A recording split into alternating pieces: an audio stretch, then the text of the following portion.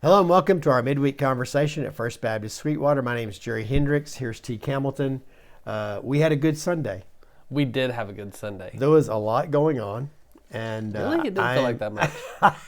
You lie. I do. And that's a lie. That's a lie. That's a No, quote and that's from the the sermon. truth. Or a Yeah, quote from I'm our confused right message.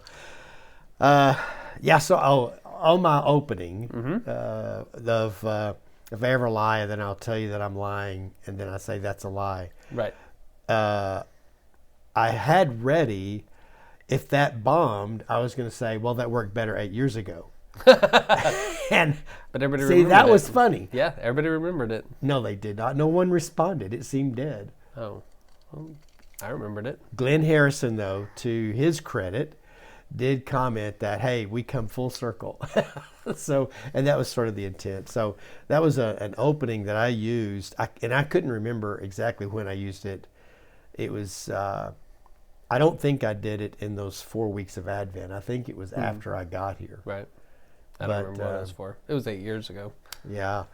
And I kept having to rehearse it in my head because I couldn't figure out how to do it to set up because I'd done it before. But anyways. He used that full circle quite often. Glenn did. Yesterday? Well, just over the last couple of weeks.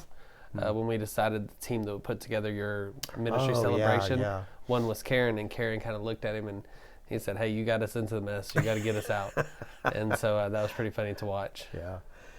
But it was, one of the things, one of the things that I intentionally, or I'm saying over and over, is it's a celebration of our work over 8 years. It's not just my ministry here as pastor, but really the work that we've done together. And it has been fun and exciting and learning to develop some things and seeing some things that are hopefully not particular to me, but the church. Right. And so I think one of the things you and I try to do is in developing strategy, we do that with what's this church's DNA, not what are we seeing somewhere else or that kind of thing. So we're not distracted by things that aren't going to matter to this church in Sweetwater, Texas that we get to serve in. Yeah. But so there's a lot of fun stuff yesterday. I was real, There was. I have already commented to Teek this morning that gifting is something that I enjoy, and so when it's done well, like it was yesterday, in the gifting to us, this whole barbecue theme. But my last obsession, as I've called it, that was the center stage. And But for the record, so, that was all before you talked about your last obsession. oh, for real? Yeah. But you knew about it though. Oh, I knew you were into barbecue because you and I share yeah. articles all the time and talk about it. Yeah. But yeah. Well, so and you're far more the expert. I'm not scratched I don't know the about that. I surface just yet. love it. Yeah. It's a lot of fun. I love eating it. I love the fruit. That of I it. agree with Yes. also. So, but that was neat, and then to be able to have a lot of friends show up, former staff, my family, Current staff, our associate pastor from across the street came over. current staff.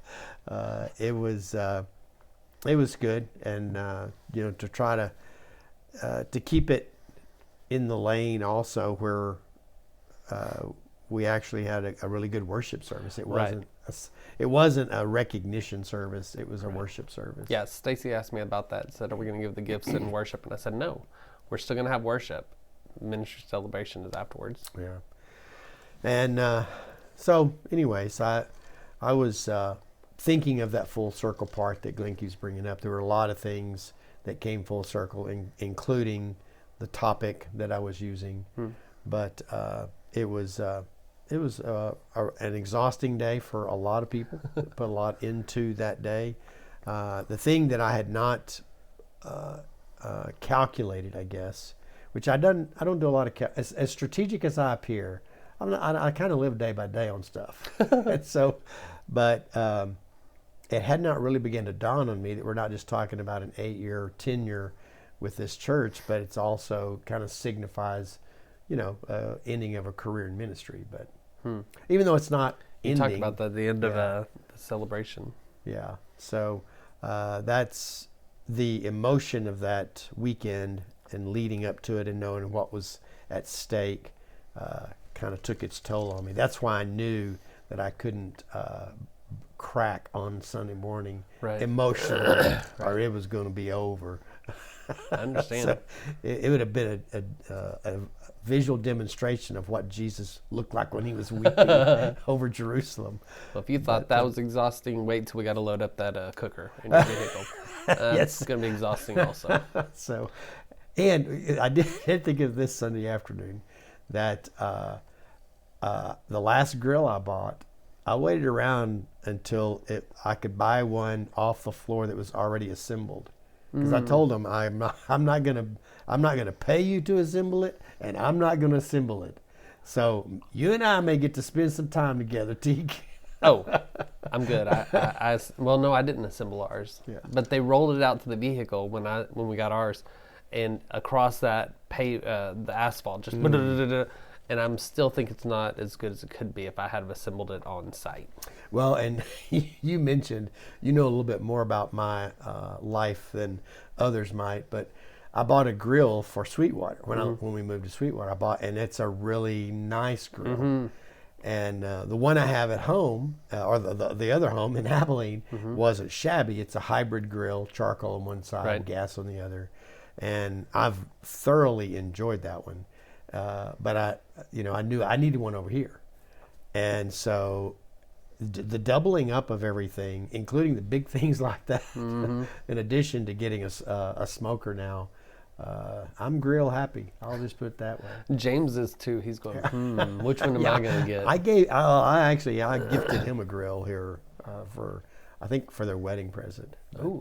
That's a good gift. Anyways, my favorite grill, though, and we'll part from this whole memory conversation after this one, if it's okay, is I have a cast aluminum grill. It's a real small grill. The grate has rusted out, and I've got to find a replacement. But it is one of the best grills I'd ever had. You can control the heat on that so well, and there's no thermometer, but it's almost airtight, and it's been just a classic for us. And so, is that one of those like tailgating ones, or is it bigger than that? No, it's not really a tailgating one. It is, but it's small. Okay, yeah, it's good for a family of four. And the cart that it's on, that it just sets on it, or you can take it off and the cart folds up. But the wheels have rusted off. I mean, there's no wheels on it. Right. But the rest, everything else is aluminum, so hey, it's good forever. You're good to go. Yeah, and if you ever recycle it, you can make money off of it. Yeah, aluminum's good money right now. So you know. Thank you very much. So on Sunday, I had to apologize for kind of breaking mine and your code in regard to the Lenten season. Right, but that's all right. I mean, once every 8 years, not bad. Well, we haven't looked at the record. It might have been more often. But anyways, I'm assuming it's been once every 8 years. Yeah, we stay pretty loyal to this. Yeah, we do. So, we're talking about the lectionary that we use during Lent. You're finishing up a series in Iron Sharpens Iron. Right. And so I wanted to finish that series with that particular verse, really the section of Jesus weeping over Jerusalem. But we read the text that was him going from Jericho to Jerusalem. So that will come later. That'll resurface, probably from another gospel, if I remember. I'm not sure. And actually, I won't even be preaching that one. Miles Words. Yeah, you'll be gone that week. Yeah. But the normal text that we would look at on this first Sunday after Ash Wednesday would be the temptation of Jesus in the wilderness. Right. Yeah, and apparently that's always the first one, because it focuses on sin, and that's what we're focusing on. And so it's right after the high point of Jesus baptized, and then he heads into the desert. 40 days without food before he's tempted. Which is also, I'm assuming, one of the reasons that text is used is that for Lent, we're looking at a 40-day period. Right. 40 days plus Sundays. We have figured that out. Well, and on that again, it's 46 total, not 47. Right. I think last year, and this is again me kind of learning how all this works, functions. I saw some old notes from last year and saw that I had said 47. Well, you don't count Easter Sunday. You don't count Easter. It's brand new. So it's 46. Yeah. But it's a long time. It's a long And you period. made a point of that we get to we're used to 3 to 4 sermon series, something like that. And so this is a lot longer. It's really only 5 when you think about it. Because you've got Palm Sunday and then Easter. Right, So yeah. really it's only 5. So it's not that much longer. It just feels like it because you're focusing on repentance and those themes. And I don't think we like to dwell on those. Well, they're heavier themes that apply directly to our spiritual formation. And, it's more of a direct response than probably anything else that you're going to do throughout the year. Right. So it would help, I think, if people are following along with us on these Lenten messages and the readings that we're doing, to backtrack a bit and read the story of Jesus and the temptation in the wilderness. It sets a good stage for that. It would be interesting. I don't know why that isn't. The Ash Wednesday texts are all primary texts, also that they're repetitive. Right. But that's not one of them. So. No. And then the next week is either Transfiguration or this week, Nicodemus. Okay. And so for a bit of in talking through a part of our church strategy on the interim, one of the things that the reason we did the celebration of ministry on Sunday was to kind of bring closure to one relationship. So that we could start the next relationship, and then when the next pastor came, there wouldn't be, since I serve as interim, there wouldn't be another ending celebration for me. You're celebrating the new pastor, right. So it's a good idea. I'll be treated like a normal interim pastor and just ride out in the sunset. Right. Yeah. So well, if you're going that way, it'd be that? the sunrise. Yeah. How good is that? So, but so the way we also, another part to that was we kind of bring closure to my pastoral ministry here at First Baptist Sweetwater, and we'll do that by the party that we had last Sunday, and then next Sunday you'll be doing the message and leading in the services. Right. We're going to be looking at the Nicodemus story. I was looking at that or Transfiguration, but you had already read that the Sunday before. So 2 weeks ago? So I hijacked this thing twice? No, it just made the decision easier. Oh. So, and apparently it comes around quite often. Yeah. Because it's the Sunday before, it's an option for the second Sunday, and then the feast is like August. So. Well, so then the following week, the first Sunday of spring break, the 12th, I guess, of March, then I'll be back. And I will begin my experience here as the interim pastor. Right. And so Well, technically that's already begun with this sort of moment right here. Yeah. You're not going to be in the office tomorrow? Sort of. Yeah. So. This was the day, Monday was the day it was in limbo as far as, is it still the full-time Jerry or just the interim Jerry? But anyways, it's going to turn out I'm going to be here most of the day. But anyways, so during the interim period, my responsibilities will be preaching on Sundays as an interim. I will not, and I think we want people to experience that with us. One of the things that will happen is that new people will come along, and then so that's all that they will know, right, in terms of what we look like at this current time. But for those who've been here for a while, it's a little different having the pastor that was here remain and serve as interim.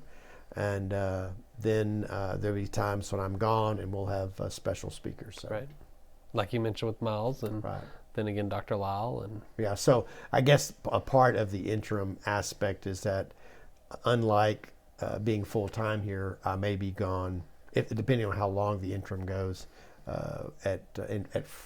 more frequently. Right. Anyways, there'll always be a good speaker before us, though. Including next Sunday. Yeah, okay. No, I'm looking forward to it because it's a passage that the only thing we think about is John 3:16. Right. We don't realize that comes in the context of the Nicodemus story. And we don't think about the implications of that story with Nicodemus being who he was. Older guy, very well respected, and he's going to Jesus at night. And we use every year at Christmas Eve service, we use the John 1 passage.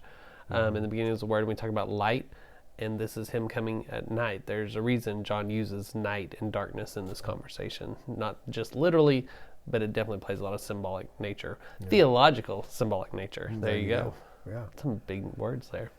I may have to be here this Sunday. I'll be like, tag. You remember that? You remember that baton? Handing it off. No, I'll do like some of our friends did this past Sunday. I'll just sneak into the balcony and you won't even know that I was there. Oh, I'll know. Yeah, you probably would. Yeah, I'm because I'm always moving around usually during the first part of your message, and I always wonder how often you see me because I try not to move if I feel you're looking my direction, but especially if I have to go up to the balcony at any point, I'm like, that's like obvious, and that would drive me nuts. Yeah. So I've ordered all the lights to be shut off Sunday. That way I don't see anybody moving around. Actually, you can't really see that, or I don't notice that part. But anyways, so yeah, it's good times looking ahead. Sunday will be the second Sunday of Lent. Teak will be preaching, and it's going to be a good day. Then we'll move into spring break and the rest of this season. So looking forward to developing these Sundays with you and with Miles. And I think it's going to be a great season for us to kind of move into this and just think what it means to us. I was really hoping that someone had given up brisket for Lent, and I was going to swoop in and save the day and eat theirs for them. But nobody, they all ate it. Apparently no one was that specific. No. I looked for desserts. I mean, it was very frustrating. Well, we were, even at Rotary today, we were still talking about the brisket. Oh, so good. Yeah, they got a lot of marketing out of that for sure. We're not going to have it next week, just so we know. Shucks. Well, thank y'all for listening this week, joining us for this midweek conversation. We look forward to seeing you Sunday. See you then.